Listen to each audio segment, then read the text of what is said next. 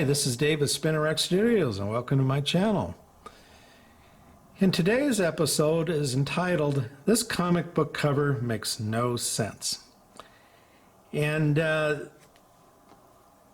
what you see in front of you here is an issue of Daredevil, specifically issue number 23 from 2017. And it's a variant cover of that particular issue.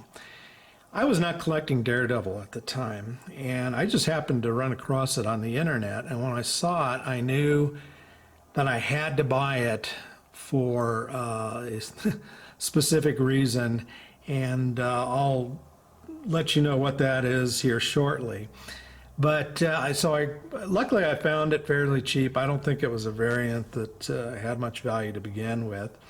But when I got it in, I pulled it out of its bag and flipped through it, and sure enough, as I suspected, Domino was not in this story whatsoever. She was not mentioned in the storyline, and certainly there was no art or drawings of Domino in the storyline. In fact, there was a special guest star by a Marvel female character, and that character was She-Hulk, not Domino. And you know, if you know anything about Domino, she's generally associated with the X-Men and the X-Force, and she typically pals around with Cable or Deadpool, but Daredevil, not so much. But anyway, so why did I have to have this comic book? What triggered a memory in me? Well, the reason why is because I instantly recognized this cover as being a copy of this particular Marvel card from the 1992 Jim Lee X-Men card art set. And as you can tell, the cover is an obvious swipe of this particular card. And so, you know, I like I said, I recognized it immediately, but there was one other reason why I had to get this comic book. And let me kind of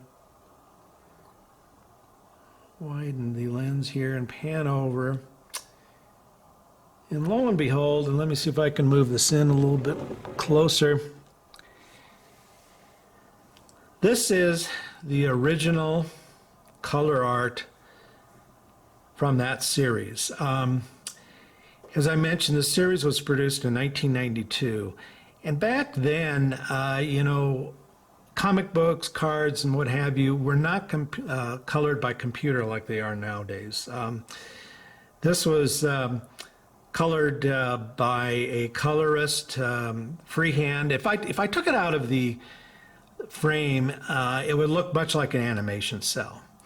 But anyway, so this is the original color art that was used to produce all of these cards to that Jim Lee set, and obviously used to produce this particular cover.